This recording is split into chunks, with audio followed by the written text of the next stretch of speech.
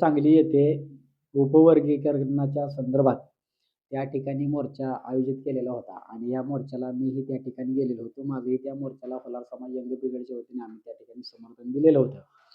सर्वात महत्त्वाचा विषय असा आहे की वर्गीकरण झालं पाहिजे. कारण 59 जातीमध्ये ज्या काही समाज बांधव आहेत, त्या सर्व जातींना समान न्याय भेटला पाहिजे ही आमची भूमिका आहे.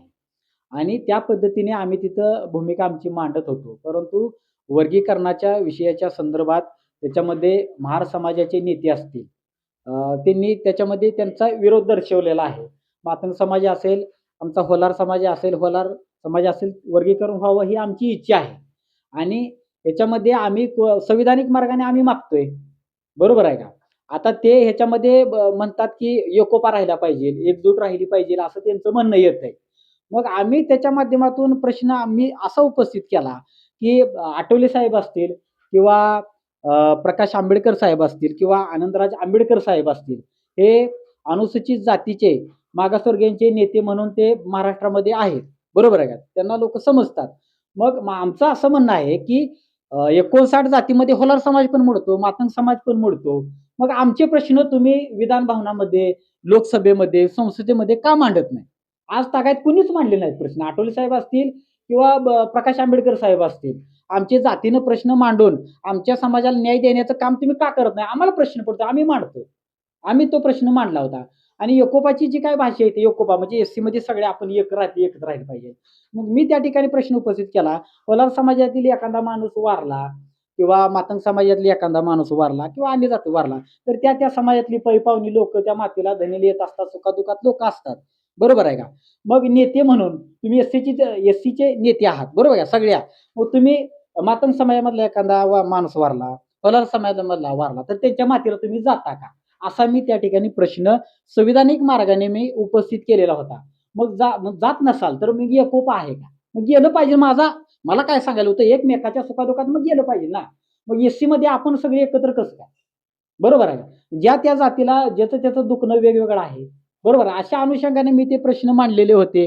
आणि याच्यामध्ये प्रकाश आंबेडकर साहेबांविषयी किंवा आठवले साहेबांविषयी मी त्याच्यामध्ये एकही आरोतुरीची भाषा किंवा वाचाळवीर भाषा किंवा शिवीगाळ एकही त्याच्यामध्ये मी असं एकही शब्द मी त्याच्यामध्ये बोललेलो नाही. मी बाबासाहेबांनी मला जी काही संविधानाच्या माध्यमातून अभिव्यक्ती स्वातंत्र्य दिलेलं आहे, त्याच्या माध्यमातून मी माझे विचार त्या ठिकाणी मी प्रकट केलेत. संविधान आलं या देशाला, राजाच्या पोटी पूर्वी राजा जन्माला यायचा. बरोबर आहे का? पण आता ते लोकशाहीत आले ना. लोकांच्या हातात बाबासाहेबांनी संविधान दिलं आणि लोकांना ठरवण्याचा अधिकार दिला मतदानातून, की तुमचा प्रतिनिधी कोण. बरोबर आहे का? आता उदयनराजे असतील, छत्रपती शिवाजी महाराज, त्यांचा आपण सन्मान करतो. डॉक्टर बाबासाहेब आंबेडकरांचे ते नातं आहेत, आम्ही ते पण म्हणलं आम्ही त्यांचा सन्मान करतोय. पण विचार म्हणून आम्ही त्यांचंच ऐकलं पाहिजे, ते म्हणाल तेच खरं, असं कुठं संविधानामध्ये लिहिलंय का? मी एवढाच प्रश्न उपस्थित केला. असं कुठं संविधानामध्ये लिहिलंय का?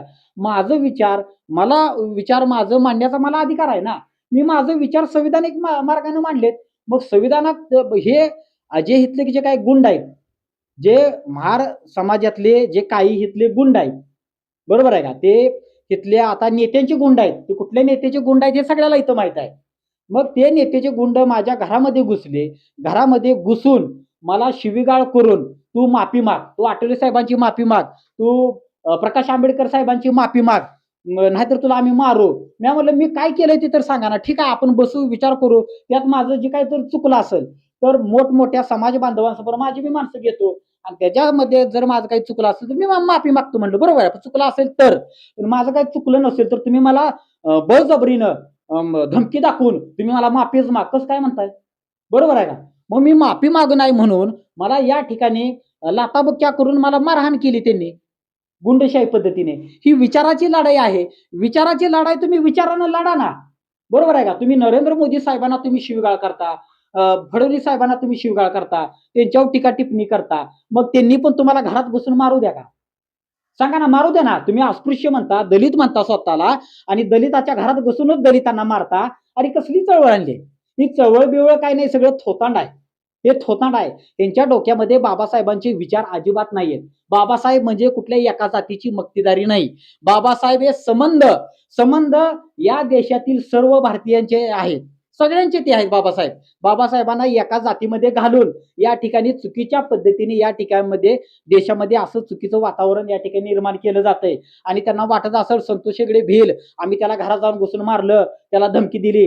संतोष हेगडे कुणाच्या बाळा बिणार नाही. माझा खून जरी केला तर शेवटच्या श्वासापर्यंत वर्गीकरण झालंच पाहिजे, हीच माझी मागणी असेल. आणि माझ्या होलार समाजाला न्याय भेटला पाहिजे, हीच माझी मागणी असेल. मी कुणालाही भीक घालणार नाही. तक्रार वगैरे केली का तुम्हाला मारहाण झाला? आताच अर्धा तास झाला हा विषय काढलेला आहे. मला फोनवर फोन येते, मग ते फोनवर मी त्याला बोलतोय. त्या संदर्भात मी तक्रार देणार आहे. कायदेशीर जे काय असेल ते मी दाखल करणारच आहे. पण दाखल करत असताना सुद्धा ते आता तिथं काही ना काही खेळ करणारच आहेत. आम्ही मारलंच नाही, आम्ही कुठं मारलं, अशा पद्धतीने खोटं सांगून आणि बाबासाहेबांची उघड शपथ घेतली. आता हे भाऊ होते, यांनी सगळ्या गल्लीत आमच्या इथं बघितलंय मारताना सगळ्यांनी, आणि बाबासाहेबांची खोटी शपथ घेतोय ती स्वतःला आंबेडकरवादी समजते. बाबासाहेबांची खोटी शपथ घेते, मारलंच नाही म्हणते. म्हणजे बाबासाहेबांविषयी ह्यांना प्रेम नाही, फक्त बाबासाहेब आमच्या जातीचे आहेत म्हणून ह्यांना वाटतं या. परंतु बाबासाहेबांचे विचार जे आहेत ना, विचार ह्यांच्या डोक्यामध्ये ते विचार नाही. बाबासाहेब तर होलार समाजाचे असते, मातांग समाजामध्ये जे जर मला असते तर बाबासाहेबाला यांनी मांडलं नसतं. माझा आरोप आहे. करा मला काय करा, तुमच्याकडे विचाराची चळवळ नाही. विचाराची लढाई ही विचाराने लढाई असते. अशी हुकुमशाही हे करत असाल तर उद्या जर तुमच्यावरती टोलं पडायला लागलं तर उद्या तुम्ही बोंबलू नका, आम्हाला मारायला लागले ते, आम्ही मागासवर्गीय आहे, मग ओरडू नका ना तुम्ही. अॅट्रॉसिटी गुन्हा दाखल करायला जाऊ नका. कशाला जाताय तुम्ही? हा, अरे एका माणसाला मारायसाठी 8-8, 10 जण घरात घुसताय. बरोबर आहे का? मग ही अशा पद्धतीने गुंडशाही चालू आहे. अशा गुंडशाहीला मी भीक घालत नाही. मी बाबासाहेबांचा विचाराचा वारस आहे आणि 100% मी विचाराचा वारस आहे. माझी चळवळ, माझी मुवमेंट, मी काय काम करतोय हे सगळ्यांना माहित आहे. माझी विचाराची लढाई मी विचाराच्या पद्धतीने लढणार आणि अशा गोष्टीचा आम्ही तीव्रपणे निषेध व्यक्त करतच आहोत. त्या पद्धतीने जे काय असेल ते पोलीस स्टेशनला आम्ही याच्या संदर्भात दाखल करणार.